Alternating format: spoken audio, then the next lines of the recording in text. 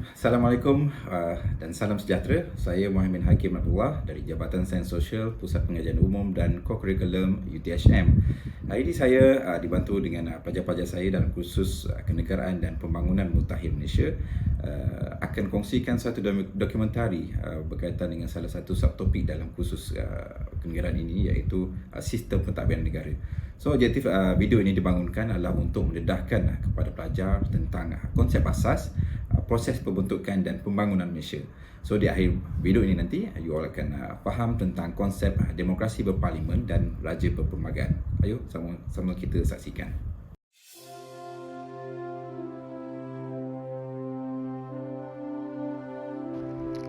Konsep demokrasi. Demokrasi berasal daripada perkataan Yunani, the power of people, iaitu kuasa rakyat. Pemerintahan oleh rakyat atau wakil yang dipilih dalam pilihan raya. Rakyat melibatkan diri dalam sistem pemerintahan negara. Raja-raja sebagai lambang taat setia rakyat. Ciri demokrasi berparlimen yang pertama ialah raja berperlembagaan. Raja berperlembagaan bermaksud sistem pemerintahan beraja mengikut peruntukan dalam Perlembagaan Malaysia, yang di-Pertuan Agong bertindak berdasarkan perlembagaan dan nasihat Perdana Menteri. Seterusnya, yang di-Pertuan Agong mengetuai 3 badan kerajaan, iaitu Badan Perundangan, Badan Eksekutif dan Badan Kehakiman. Selanjutnya, antara ciri-ciri demokrasi berparlimen ialah pilihan raya. Pilihan raya merupakan proses memilih wakil rakyat untuk memerintah sama ada pada peringkat negeri atau persekutuan. Proses pilihan raya bermula dengan penetapan tarikh penamaan calon dan pengundian oleh Suruhanjaya Pilihan Raya.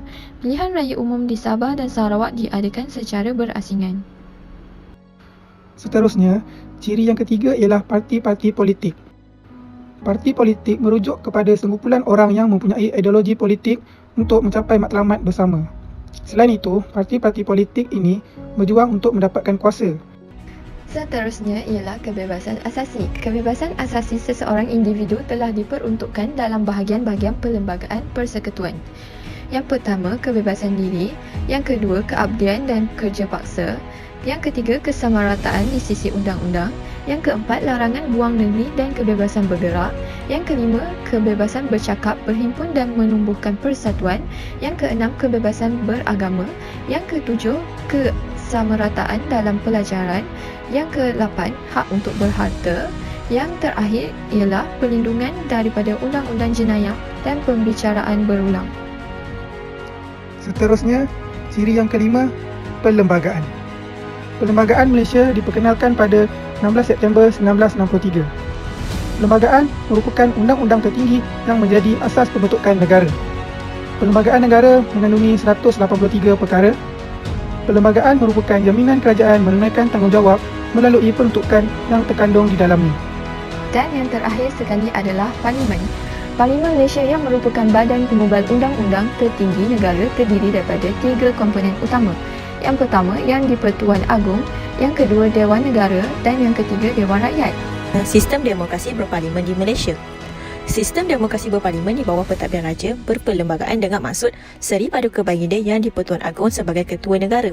Parlimen akan terus berjalan selama 5 tahun, iaitu daripada tarikh mesyuarat pertamanya selepas pilihan raya diumumkan. Pada penghujung tempoh 5 tahun ini, Parlimen dengan sendirinya dibubarkan dan dalam masa 60 hari dari tarikh pembubaran Parlimen, pilihan raya umum bagi memilih wakil-wakil untuk Dewan Rakyat hendaklah diadakan dan juga Parlimen dipanggil bermesyuarat pada suatu tarikh yang tidak lewat daripada 120 hari dari tarikh pembubarannya. Raja berperlembagaan yang di-Pertuan Agong bertindak berdasarkan Perlembagaan Malaysia dan nasihat Perdana Menteri. Yang di-Pertuan Agong mengetuai 3 badan kerajaan iaitu Badan Perundangan, Badan Eksekutif dan Badan Kehakiman. Antara bidang kuasa yang di-Pertua Agong ialah: pertama, melantik seorang Perdana Menteri. Kedua, bersetuju atau tidak mempersetujui permintaan membubarkan Parlimen.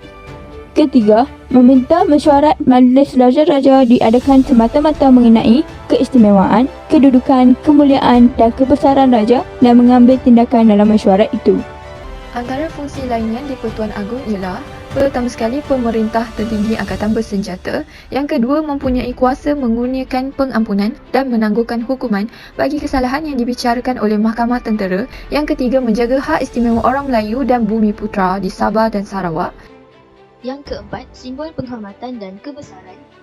Yang kelima, fungsi diplomatik dengan melantik diplomat Malaysia di luar negara dan menerima menghadap diplomat asing. Selain itu, Memanggil Parlimen bermesyuarat dari semasa ke semasa. Memberhentikan dan membubarkan Parlimen. Memberi ucapan dalam mana-mana majlis Parlimen.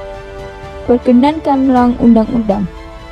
Melantik Ketua Hakim Negara Mahkamah Persekutuan, Presiden Mahkamah Rayuan, Hakim Besar Mahkamah Tinggi di Malaya, Hakim Besar Mahkamah Tinggi di Sabah dan Sarawak, Hakim Mahkamah Agung, Hakim Mahkamah Rayuan dan Mahkamah Tinggi atas nasihat Perdana Menteri setelah dirundingkan dengan Majlis Raja-Raja. Memanjangkan perkhidmatan seorang hakim yang berumur lebih 65 tahun. Walau bagaimanapun, lanjutan perkhidmatan itu tidak melebihi 6 bulan setelah mencapai umur 65 tahun. Perkara 32/3 dalam Perlembagaan Persekutuan menyatakan bahawa Yang di-Pertuan Agong hendaklah dipilih oleh Majlis Raja-Raja bagi tempoh 5 tahun, tetapi boleh pada bila-bila masa meletakkan jawatannya melalui surat yang ditandatangani sendiri oleh Majlis Raja-Raja atau boleh dipecat daripada jawatannya oleh Majlis Raja-Raja dan hendaklah berhenti memegang jawatan apabila terhenti menjadi raja. Dengan ini, akta-akta dan faktor peletakan jawatan Yang di-Pertuan Agong dapat dianalisis. Kesimpulannya, sistem demokrasi berparlimen mendatangkan banyak kebaikan kepada rakyat di negara ini. Melalui demokrasi berparlimen, kewujudan seorang raja berperlembagaan telah mengekalkan kesinambungan tradisi pemerintahan di negara ini. Kewujudan jentera pentadbiran yang berhad telah memastikan keamanan dan kemakmuran boleh dicapai dalam sebuah negara yang berbilang kaum.